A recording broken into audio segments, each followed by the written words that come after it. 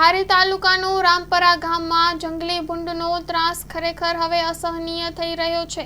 જંગલી ભૂંડ મોટી સંખ્યામાં ખેડૂતોના ખેતરમાં આવી પડે છે અને જમીનમાં વાવેલા મગફળીના દાણા ખાઈને છોડવાને જમીન દોસ્ત કરી નાખે છે। સ્ટોરી રિપોર્ટ બાય સંજય વાડા, ધારી।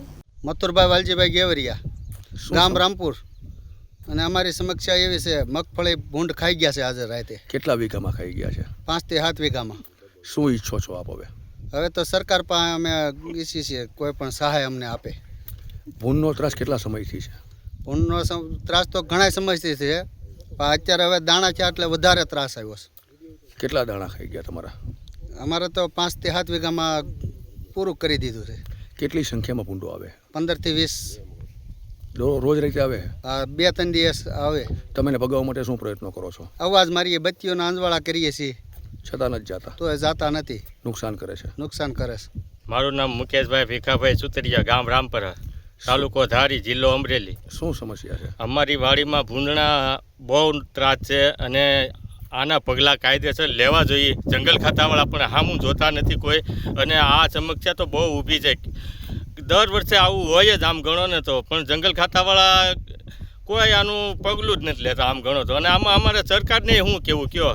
હવે આ ભૂંડ બહુ ત્રાસ વધી ગયો છે આનો। શું નુકસાન કરે છે? નુકસાન માંડવી લગભગ કાંઈ રહેવા નથી દેતા। માંડવીમાં દાણો એકેય દાણો નથી, એટલે બધી માંડવી વીખી નાખી છે। હજી દાણા નાના નાના થયા છે, હજી તો આવવાનું દાણાનું જે આવરણ થયું છે હજી તો અત્યારમાં આ નુકસાની કેવડી।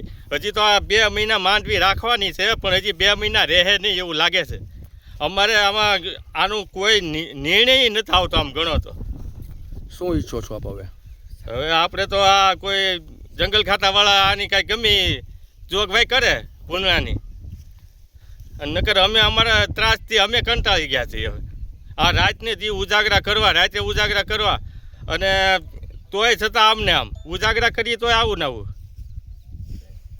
શું હવે તમારી માગણી શું છે મુખ્ય?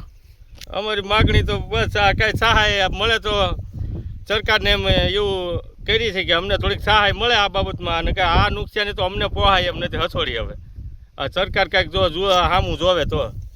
આમાં કાંઈ રહેવા નથી, આમાં કાંઈ રહેવા નથી દીધું, આમાં કાંઈ રહેવા નથી દીધું।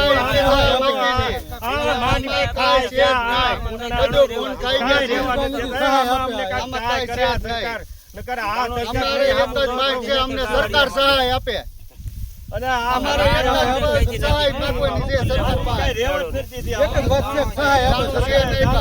અમે ખેડૂતને શું કરવાનું? આત્મહત્યા કરવાની? અમારે એક જ માંગ, અમને સરકાર સહાય આપે।